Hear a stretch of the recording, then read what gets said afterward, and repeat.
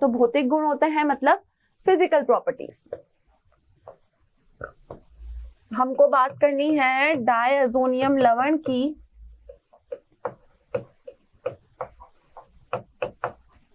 Physical properties के बारे में। अब बच्चों डायअज़ोनियम लवण की जब हम फिजिकल प्रॉपर्टीज की बात करेंगे तो यहाँ पर हम सिर्फ दो ही चीजों की बात करेंगे, एक होगी उसकी अवस्था, ठीक है, एक होगी उसकी विलयता।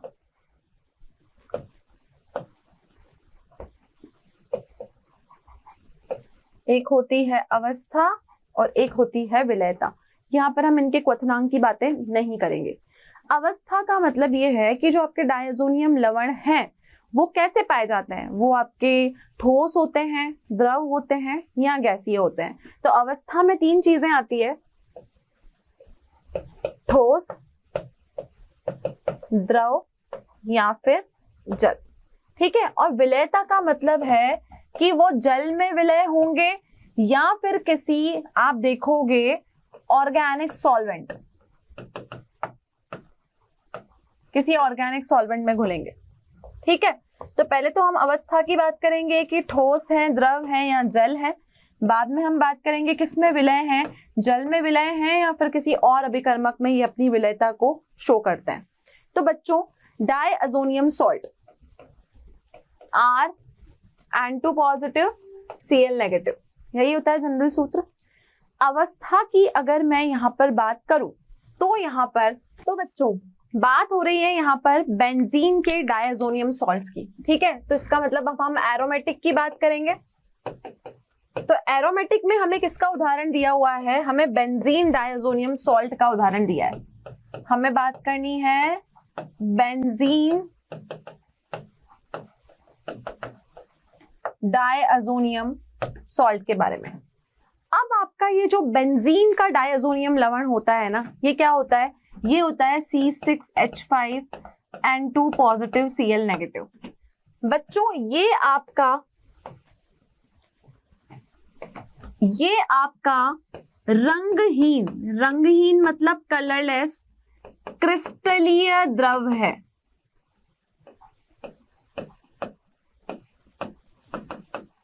कैसा द्रव है, रंगहीन क्रिस्टलीय द्रव है। रंगहीन का मतलब ये कैसा है, कलरलेस है, क्रिस्टलीय है मतलब क्रिस्टल है, और द्रव है मतलब सॉलिड है, ठीक है। सॉरी, द्रव है मतलब लिक्विड है। ठोस आपके सॉलिड होते हैं, द्रव आपके लिक्विड होते हैं। क्लियर है। तो बेंजीन डायअज़ोनियम क्लोराइड की अगर मैं बात करूं तो ये आपका कलरलेस भी है, साथ में क्रिस्टलीय लिक्विड ही आपका यहां पर है। अब आप देखोगे कि ये जल में तो विलय होता है, क्या होता है, जल में तो ये विलय होता है, लेकिन बच्चों अगर आप ठंडे जल की बात करोगे तो ये आपका ठंडे जल में विलय नहीं होता है। इतना क्लियर है। जल में तो विलय है, लेकिन अगर आप इसको ठंडे जल में घोलने की कोशिश करोगे तो ये आपका ठंडे जल में विलयता को प्रकट नहीं करेगा। इतना क्लियर। चलिए, अब आपके पास में एक बेंजीन का डायअज़ोनियम फ्लोरोब्यूरेट लवण भी होता है, ठीक है। किसकी बात कर रहे हैं, डायअज़ोनियम फ्लोरोब्यूरेट, ठीक है। अब इसकी क्या विशेषता है, ये जो आपका डायअज़ोनियम फ्लोरोब्यूरेट है ना, ये आप देखोगे कि ये आपका जल में विलय नहीं होता है, लेकिन अगर आपने इसको गर्म जल में डाला तो ये आपका जल अपघटित हो जाता है। क्या हो जाता है, जल अपघटित होता है। तो ये दोनों ही क्या है, ये दोनों ही फिजिकल प्रॉपर्टीज हैं, भौतिक गुण हैं किसके, डायअज़ोनियम लवण के। तो डायअज़ोनियम लवण अधिकतर आपकी द्रव अवस्था में होते हैं, कलरलेस होते हैं। यहाँ पे हम एरोमेटिक की बात कर रहे हैं। और दूसरा मैं विलयता की बात करूं तो कुछ ऐसे हैं जो जल में तो विलयता शो करेंगे लेकिन ठंडे जल में ये नहीं घुलेंगे। लेकिन अगर आपने इसको एक पर्टिकुलर टेम्परेचर पर इसको अगर आपने गर्म किया तो गर्म करने पे क्या होगा, गर्म करने में ये क्रिस्टल में परिवर्तित हो जाएंगे। क्लियर है इतना? तो ये थे आपके डायअज़ोनियम लवण के कुछ इंपॉर्टेंट भौतिक गुण। ठीक है, अब बढ़ते हैं बच्चों रासायनिक गुणों के बारे में, रासायनिक अभिक्रियाओं के बारे में। तो आप ये देखोगे कि रासायनिक अभिक्रियाएं आपके पास में दो कैटेगरीज में इसके वर्गीकृत है। रासायनिक अभिक्रिया मतलब इसकी केमिकल रिएक्शंस। तो इन केमिकल रिएक्शंस में हम चाहे हमारा एलिफेटिक हो या हमारा एरोमेटिक हो, इन दोनों की हम अभिक्रिया बहुत सारे रूपों में पढ़ेंगे, जिसमें हम देखेंगे कि कई बार तो नाइट्रोजन ग्रुप का प्रतिस्थापन होगा और कई बार हम ये देखेंगे कि हमारा जो डायअज़ोनियम ग्रुप है वो अपने आप में सुरक्षित रहेगा। तो आप देखोगे कि जो आपके डायअज़ोनियम लवण की अभिक्रियाएं हैं उनको हमने दो कैटेगरी में बांटा है। ठीक है, दो कैटेगरीज क्या है, एक है आपके नाइट्रोजन के प्रतिस्थापन की अभिक्रिया और दूसरी है अभिक्रियाएं जिनमें आपका डायअज़ोनियम जो समूह है वो हमेशा सुरक्षित रहता है। ठीक है, तो देखो पहली अभिक्रिया क्या है, नाइट्रोजन के प्रतिस्थापन की अभिक्रिया, और दूसरी अभिक्रिया क्या है, जिनमें आपका डायअज़ोनियम जो ग्रुप है वो सुरक्षित रहता है। तो ये जो आपकी पहली अभिक्रिया है ना, इसमें हम बहुत सारी अभिक्रियाएं पढ़ेंगे। ठीक है, इसमें हम यहाँ पर सैंडमेयर की अभिक्रिया भी पढ़ेंगे, यहाँ पर हम जो हमने पिछले चैप्टर्स में कुछ अभिक्रियाएं की है वो भी आपको यहाँ पर देखने को मिलेगी, लेकिन वो सारी अब हम अमीन्स के केस में पढ़ेंगे। इसके अलावा जो आपका अभिक्रिया जिनमें आपका डायज़ो ग्रुप है वो सुरक्षित रहता है, इसमें एक इंपॉर्टेंट अभिक्रिया हम देखेंगे जिसको हम युग्मन अभिक्रिया कहते हैं, वो हम डिटेल में पढ़ेंगे। तो डायअज़ोनियम लवण का ये जो अभिक्रियाएं हैं ये बहुत ज्यादा इंपॉर्टेंट है, क्योंकि मैं आपको हर चैप्टर में एक ही बात कहती हूँ कि आप चैप्टर को जब भी पूरा सुनो, क्वेश्चन आपका कहीं से भी बन सकता है, लेकिन जो रासायनिक अभिक्रिया टॉपिक है उसमें से एग्जाम में डेफिनेटली आपका क्वेश्चन पूछा ही जाएगा। क्लियर है बच्चों? तो शुरू करेंगे हम ऐसी अभिक्रियाएं जिनमें आपके नाइट्रोजन का प्रतिस्थापन होता है। अब नाइट्रोजन का प्रतिस्थापन करने के लिए आपके पास जो अभिक्रियाएं हैं वो आपकी 6 कैटेगरीज में वर्गीकृत हैं। ठीक है, पहली अभिक्रिया हैलाइड अथवा साइनाइड आयन द्वारा प्रतिस्थापन। हैलाइड का मतलब होता है HX, साइनाइड होता है आपका CN, प्रतिस्थापन इनके द्वारा होगा। दूसरी अभिक्रिया में आयोडाइड आयन द्वारा प्रतिस्थापन होगा, तीसरे में फ्लोराइड आयन के द्वारा प्रतिस्थापन होगा, चौथी में H के द्वारा प्रतिस्थापन होगा, पांचवी में हाइड्रोक्सिलिक समूह जो कि आपका OH ग्रुप होता है उसका प्रतिस्थापन होगा, और फाइनली हम NO2 समूह द्वारा प्रतिस्थापन करेंगे। तो आप ये देखोगे कि जो भी टॉपिक्स आप पढ़ते हो ना, हमेशा कम से कम उनकी रासायनिक अभिक्रियाएं 5 या 6 होती है। तो आपको अगर इन अभिक्रियाओं को अच्छे से समझना है तो आप क्या करो, इनको एक फ्लो चार्ट के रूप में याद रखो, ताकि जब भी कोई एग्जाम में कोई अभिक्रिया आए तो उत्पादों को पहचानना आपके लिए आसान हो सके।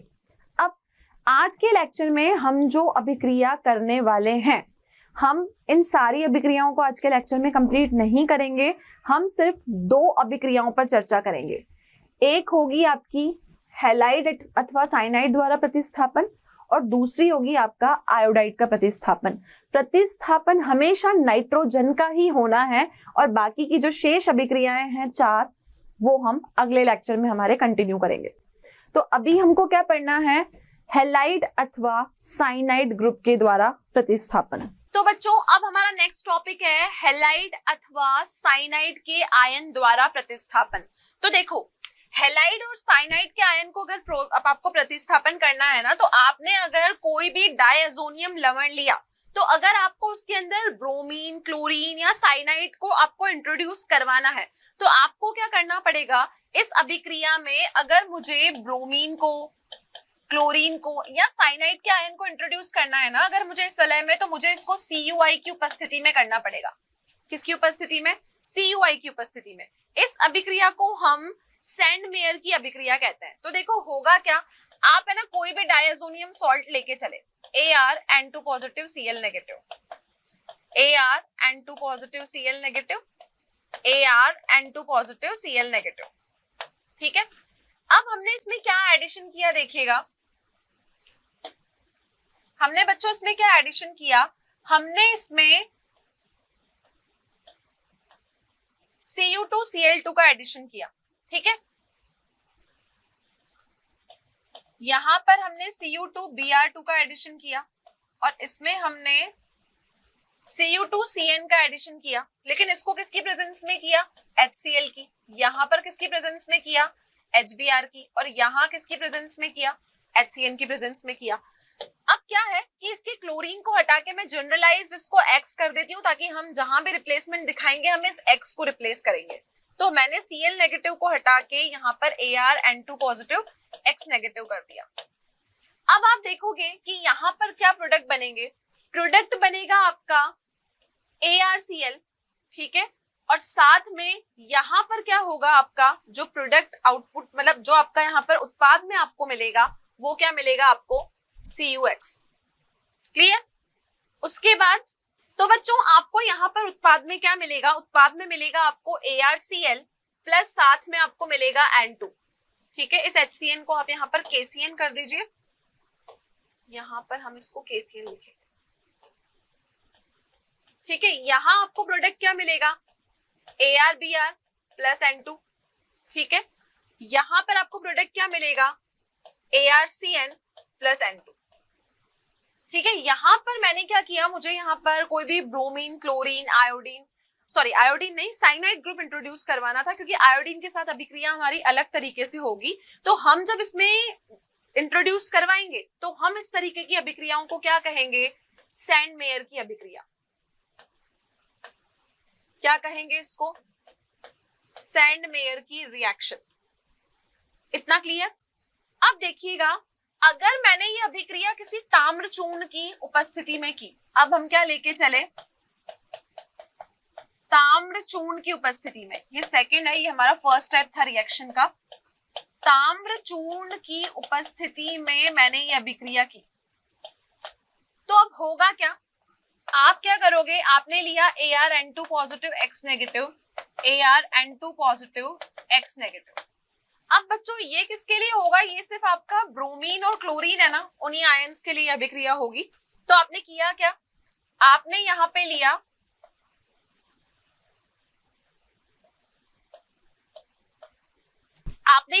ताम्र चूर्ण, सिर्फ कॉपर आपने लिया, इसको HCl की प्रेजेंस में ले लेंगे, इसको HBr की प्रेजेंस में ले लेंगे। तो देखो अब आपके प्रोडक्ट क्या बनेंगे, अब बनेगा आपका ArCl प्लस N2, ये तो बनेगा ही, लेकिन साथ में क्या प्रोडक्ट बनेगा, CuX। यहां बनेगा आपका ArBr और यहां बनेगा आपका N2 और यहां बनेगा आपका CuX। क्लियर।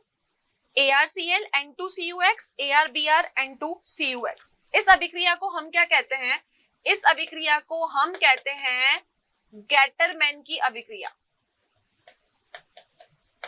तो दोनों ही में आप डिफरेंस देख सकते हो कि यहाँ पर हमको क्लोरीन, ब्रोमीन, साइनाइड इंट्रोड्यूस करवाना है किसी डायजोनियम लवण में, तो हम एक करेंगे सैंडमेयर की अभिक्रिया, एक हमने की गेटरमैन की अभिक्रिया।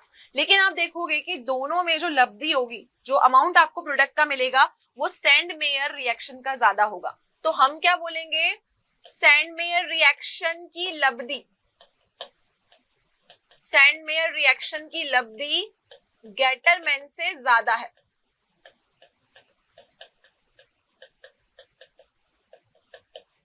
सैंडमेयर की लब्धि गेटरमैन की अभिक्रिया से ज्यादा है। तो ये था आपका हैलाइड अथवा साइनाइड आयन के द्वारा प्रतिस्थापन। क्लियर है बच्चों। तो हमारी जो दूसरी अभिक्रिया है वो है आयोडाइड आयन द्वारा प्रतिस्थापन।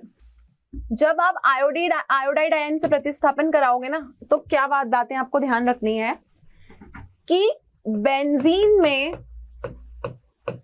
कोई भी वलय हो, बेंजीन के किसी भी वलय में आयोडीन को सीधा नहीं जोड़ा जा सकता।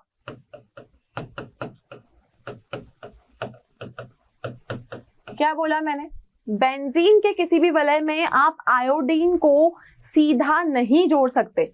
तो अगर आप आयोडीन को सीधा नहीं जोड़ सकते तो आपको अभिक्रिया किसके साथ करवानी है, आपको अभिक्रिया Ki का मतलब होता है पोटेशियम आयोडाइड के साथ करवानी है।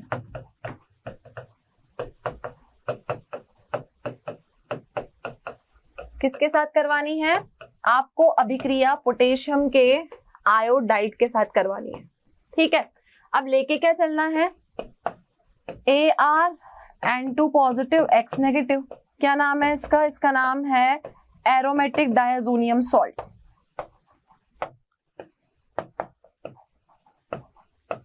ठीक है, अभिक्रिया किसके साथ कराऊं? Ki के साथ। Ki क्या होता है? Ki होता है हमारा पोटेशियम आयोडाइड, क्योंकि सीधा आयोडीन हम इस अभिक्रिया में नहीं जोड़ सकते, तो मुझे लेके चलना पड़ेगा पोटेशियम आयोडाइड। तो यहां पर क्या बनेगा? देखो अभिक्रिया किस रूप से होगी। ये Ar इस I से जुड़ जाएगा, क्योंकि हमको पता है कि हम पढ़ रहे हैं कि नाइट्रोजन हमेशा प्रतिस्थापित हो जाती है, तो नाइट्रोजन प्रतिस्थापित हो रही है तो नाइट्रोजन को तो निकाल दो बाहर। ठीक है, यहां बन गया Ari प्लस N2, बचा कौन? K और X। तो K और X मिलके कोई भी सॉल्ट बना देंगे, चाहे वो KCl हो, Ki हो, KBr हो। तो यहाँ क्या बनेगा? KCX मतलब या फिर KX। अगर मैं यहाँ पर C लेती, इस X की जगह अगर मैं C लेती, अगर मैं एरोमेटिक डायजोनियम क्लोराइड लेती, तो यहाँ KX की जगह क्या बनता? यहाँ हमारा KCl बनता। लेकिन नाइट्रोजन को प्रतिस्थापित करके यहाँ पर मुख्य उत्पाद क्या बना है? Ari आपका बना है। तो यहाँ पर किसके द्वारा प्रतिस्थापन हुआ? आयोडीन के आयन के द्वारा प्रतिस्थापन हुआ। तो बच्चों, ये आपकी आज के लेक्चर की दूसरी अभिक्रिया थी। ये हमारे आज के लेक्चर की दूसरी अभिक्रिया थी, जिसमें हमने दो रूपों से प्रतिस्थापन देखा, हलाइड और साइनाइड से, और दूसरा आयोडाइड से। तो ये रासायनिक अभिक्रिया वाला भाग हमारा यहाँ पर कंप्लीट नहीं हुआ है, हमने सिर्फ दो अभिक्रियाओं की बात की है। शेष अभिक्रियाओं को हम कंटिन्यू करेंगे हमारे नेक्स्ट लेक्चर में। तो आई होप आज का लेक्चर आप सभी को क्लियर है, जिसमें हमने एक नए ही मुद्दे पे बात की, जिसका नाम था डायअज़ोनियम लवण।